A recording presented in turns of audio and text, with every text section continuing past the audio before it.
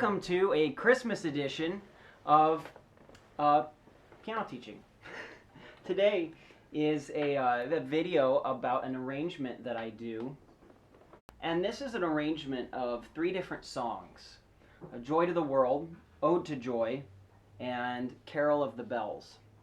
And I'm just going to walk you through the arrangement today and let you know some of the thoughts that came to mind when I came up with it. So, Joy to the World, the melody of Joy to the World, is a descending major octave, or major scale. If you just play a major scale going down,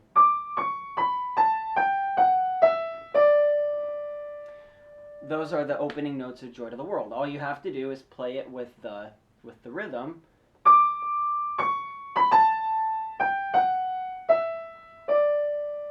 And you have the song Joy to the World. So it does make it easy to do a lot of things with it, because it's a pretty simple major scale. And a major scale usually outlines the major chord associated with that scale. So in this case, a D major scale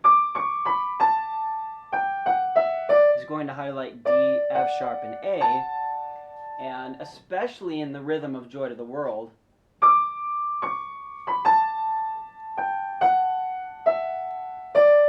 all the important moments in the rhythm and in the phrasing land on these notes D, A, F sharp, D. So it makes it pretty easy to mix it with other songs that also use a D major chord, and that's going to be useful in implementing Ode to Joy in this arrangement. Okay, so usually, not always, but usually when you're coming up with an arrangement, you want to have an introduction of some kind. Sometimes you can just have a simple introduction that is maybe the final bar of the music. I think for Ode to Joy,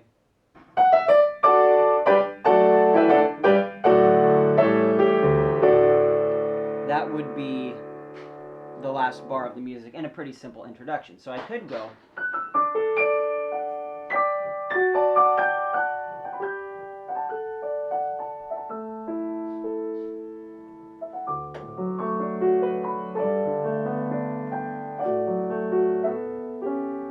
So that could be an option.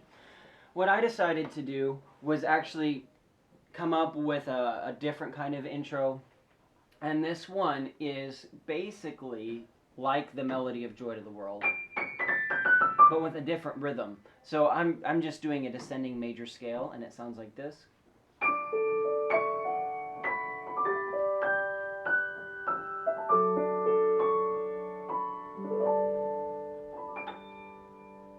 So you can almost imagine in your mind, joy to the world, the Lord has joy to the world. So there, at the end, joy to the world, the Lord has come. On that word come, you have a new phrase beginning, which is, it's like you have the words come and joy at the same time. The Lord has come, joy to the world. And it stops there on that chord almost contemplatively. I decided not to finish it. It could have been.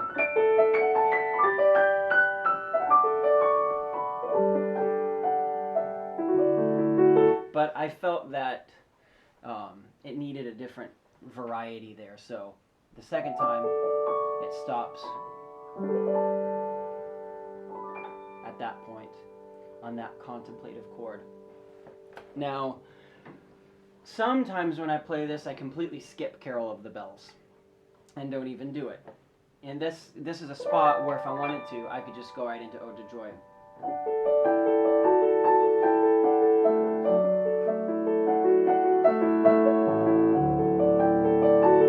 But instead, if there's time, this is a spot where Carol of the Bells could be used.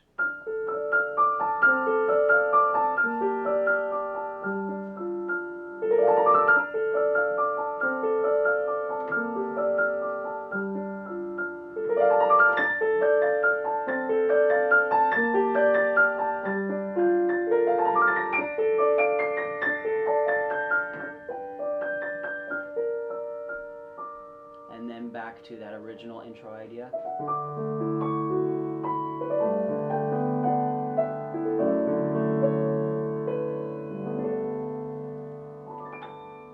So at that point, we're at a warmer place on the piano. The first time, it was up here. And then we did the Carol of the Bells. And then we found ourselves down here.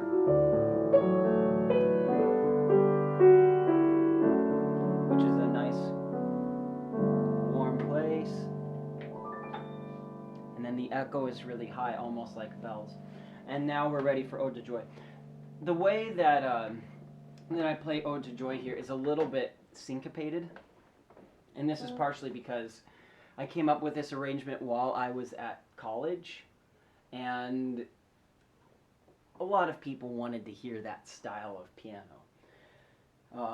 So I was sort of in an environment that encouraged more of that syncopated type feel. So that's part of the reason why Ode to Joy is played in this syncopated way, almost like contemporary piano. But this is the spot where we enter into Ode to Joy.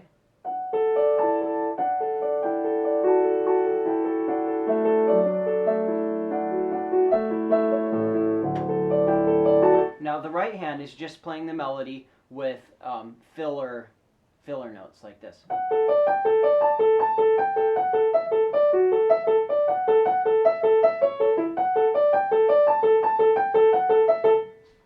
So whatever the chord is, that's going to determine what those inner notes are. So at the beginning, it's the D chord. So those filler notes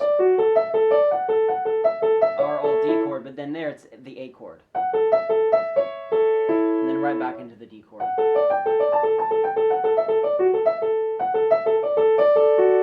The left hand only plays single notes, and what it does is it harmonizes with the melody. So if I just play the melody and the left hand together, it sounds like this.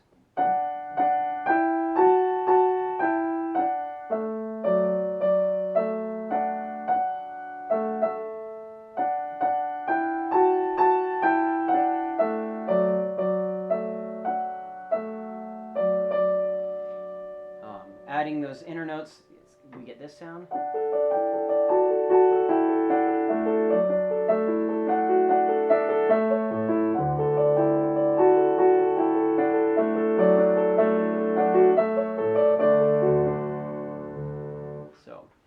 I also like to occasionally add these really low bass notes because of the way that it accentuates the overtones and gives a nice full sound to the music, bringing in that nice bass sound. So this is what I do with Ode to Joy at the very beginning. At this point, I sort of bring it a little bit out of the syncopation and do it in a more Beethoven type style. Is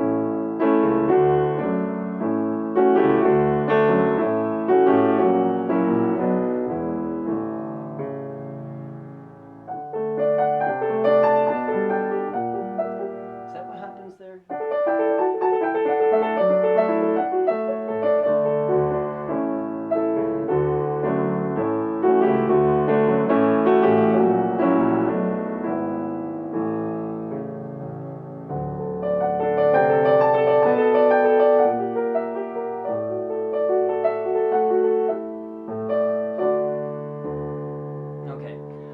That's a section that's usually different every time I play it, but usually it's a reflection of the beginning. I really like to bring out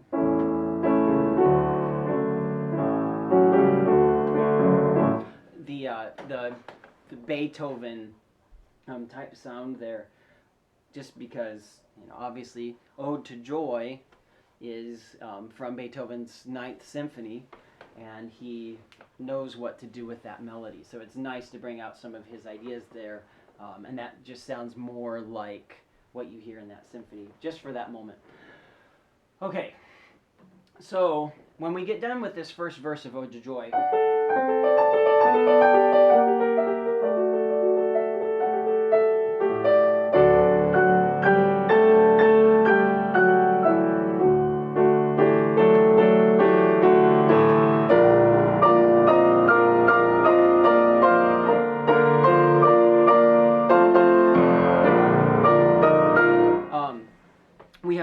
transition section.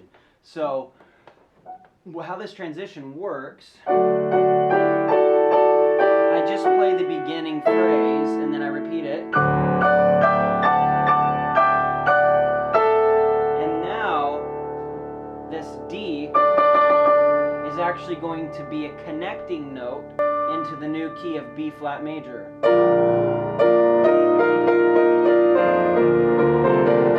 It's one of my favorite ways to change keys. We get there and we're expecting this D chord, but instead we still get the D, but with a B flat chord underneath it.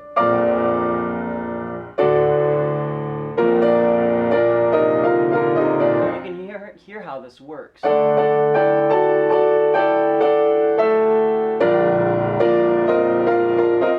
Turns out nicely when you can make the beginning note of a melody a connecting note in a transposition. It works out really nicely. I don't really have the time to explain all of it here, but that is the idea behind what I'm doing. So this next section is pretty basic. It's a little bit more Beethoven-like. We've got big chords, but not too loud.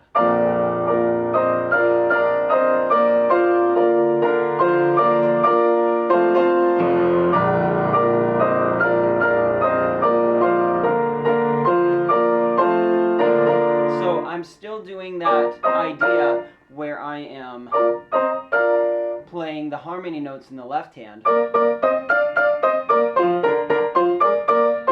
I'm adding these filler notes to make them 4-note chords, these nice full harmonies. And then when the bass comes in, these are almost like large bells.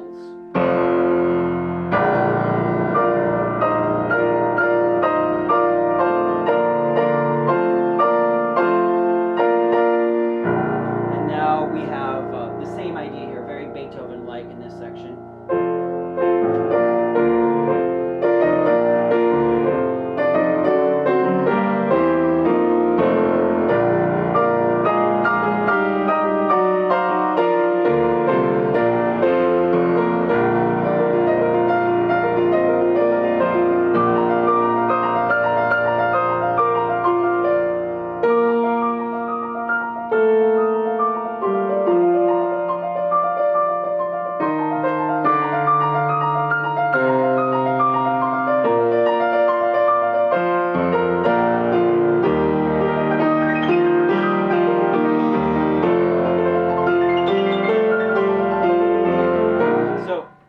Okay, what happened there? At the end of Ode to Joy, here, I did that echo thing again, where it was like this. But I did it with the syncopation. Or I guess I should say the in-between notes. It's not quite as syncopated there, but the in-between notes, and they're done rather quickly.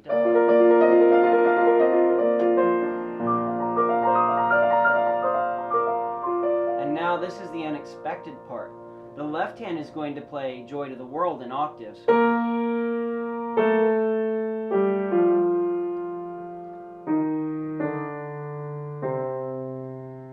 While the right hand does.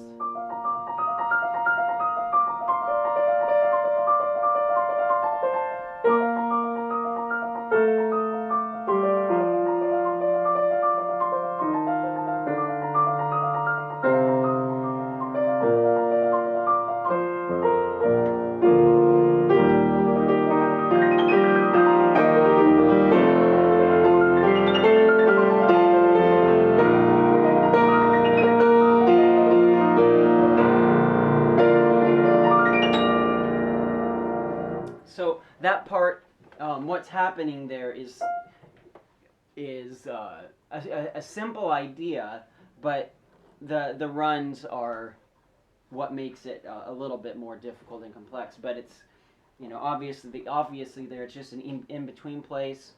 The right hand plays these arpeggios, and the left hand plays those octaves. So one more time at that spot.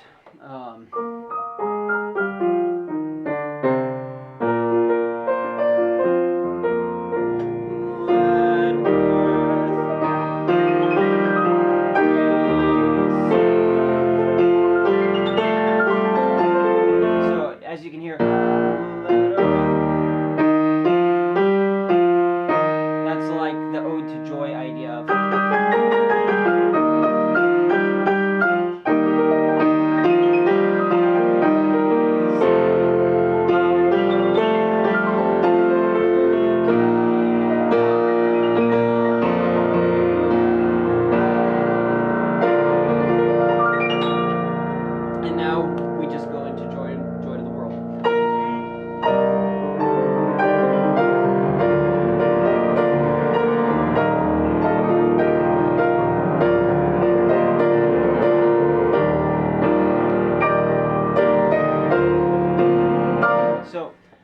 what's happening there is my right hand is playing the melody in octaves with these filler notes, so 4-note chords.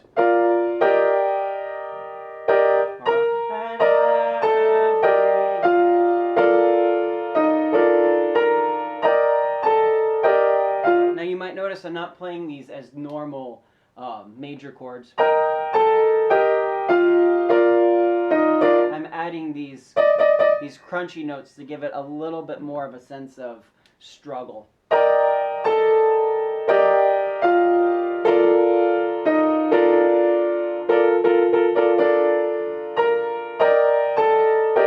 these would be major 7 chords. A B flat major 7 and an E flat major 7.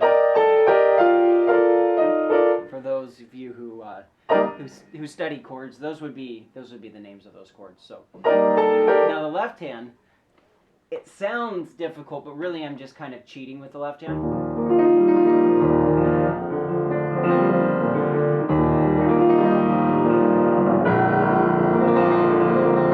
It's like a tremolo. It's like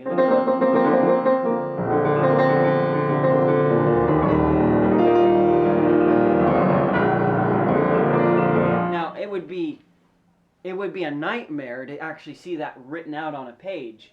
You know, it would look like it's extremely difficult to play and hard to learn, but in reality, you're just playing random notes. You're taking that B flat major chord, you're adding a C to it and a G to it, and you're just kind of rolling around on it. So it's nothing too crazy when it's just being improvised. And then E flat. And now when I add this together, it gets this sound.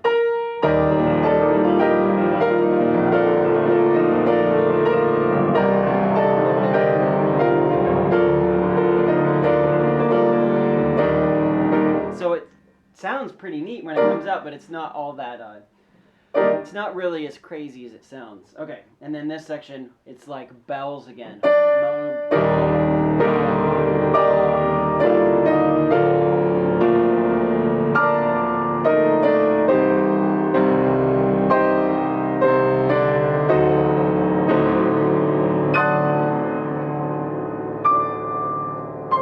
And this is a place to bring it back down to a quieter tempo.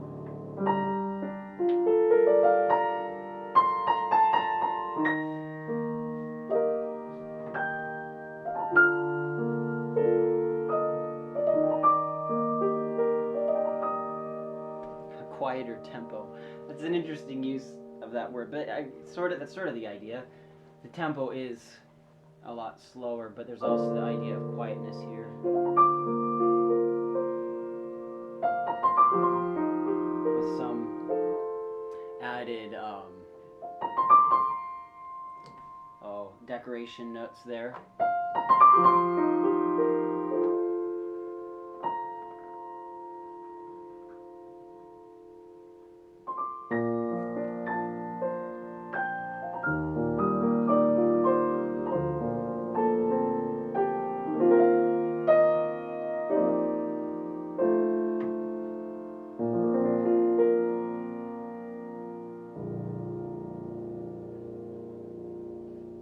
So you could end it that way. You could end it like this.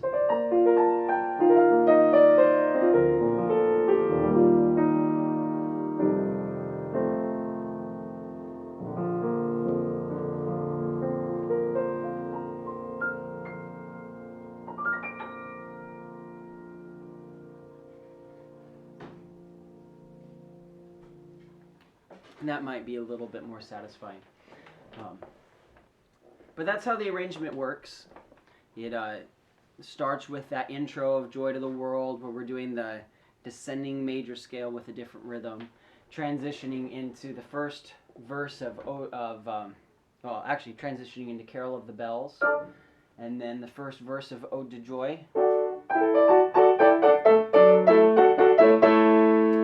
Syncopated with that little counter melody in the left hand. And then switching into the key of B flat major through that transition.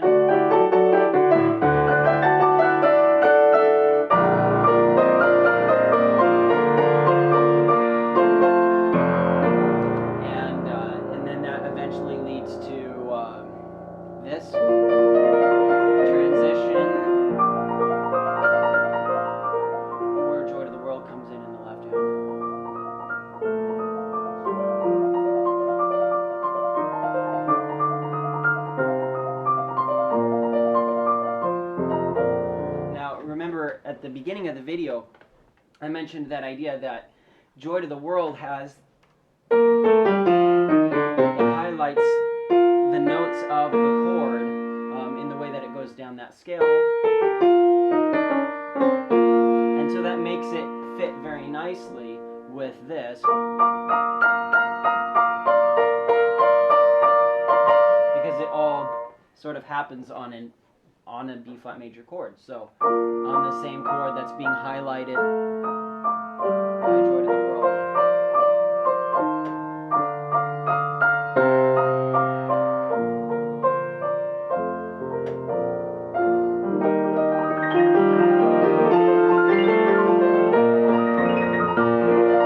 And then we have this section.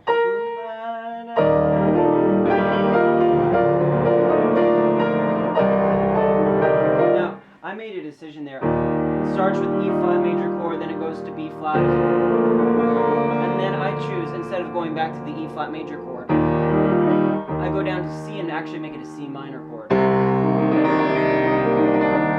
And that's something that's important to know about chords if you're studying them and thinking about them in your improvising, is you can easily take a major chord and turn it into a minor chord by adding a note on the bottom of it. Like in this case, taking an E flat major chord and not changing any of the notes in that chord, just adding an extra note on the bottom. That extra note C actually transforms it into a minor chord. So now instead of E flat major, we have a C minor 7. So that was an option there. I could have just gone, but I thought it was more interesting to turn that E flat major chord into a C minor 7 by putting a C in the bass. And I don't have to change anything else, just so long as that C is in the bass. I'll illustrate this. So here's the E flat major chord. Now I'm going to add a C in the bottom. And it gives it that really dark sound all of a sudden. We've transformed it. It's almost like magic. We think it's happy, and then we add that low C,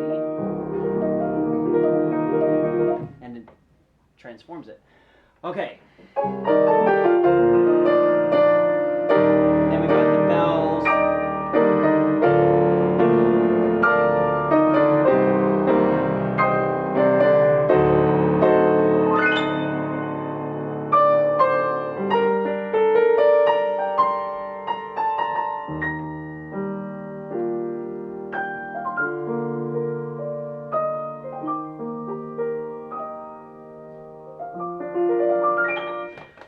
I will say the way that I improvise this and the way that I play arrangements, I'm not so much thinking about the exact notes that came to mind the first time. What I'm really thinking about is the ideas. So I know that I want it, for example, to be a lot slower and more contemplative at this part. So my goal here is not to play the exact notes of, let's see.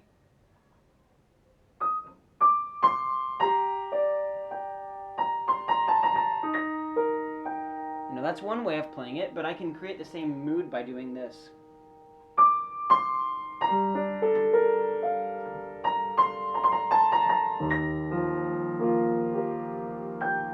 Or any number of ways.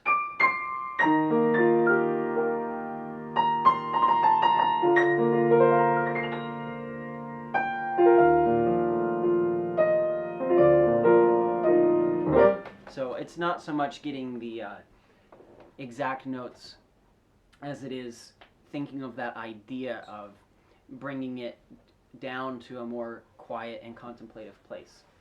So this sometimes makes it difficult for me to actually put the arrangement on paper, because deciding on the final notes that I want to be in print can be difficult when, honestly, it's like I play it differently every time. The ideas are the same, but the notes can be quite different from each other. And then it comes into the end.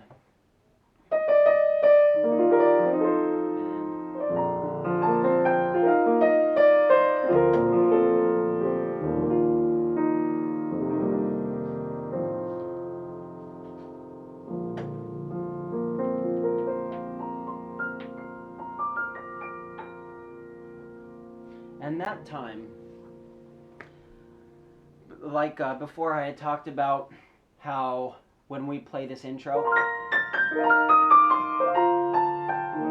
we stop there and it's contemplative, and then we play the piece. Well, it's kind of, it's an interesting reflection on that. When we get to the end, it's like a rhyme. We get there and we've got that same idea, but now it actually completes it.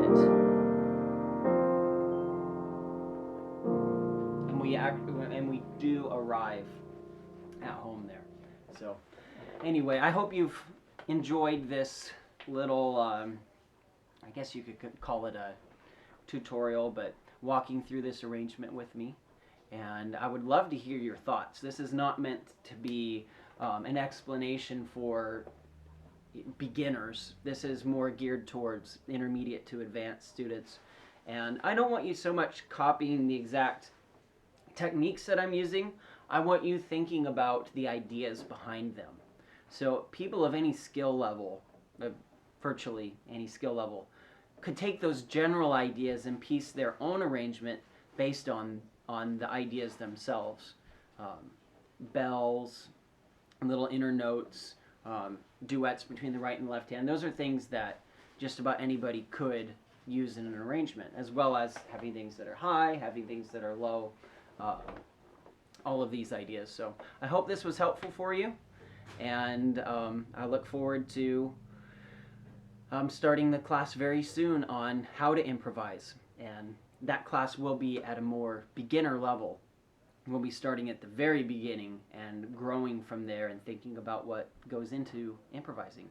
I'm looking forward to that, and I hope you have a Merry Christmas, and I'll see you again soon. Thanks. Bye.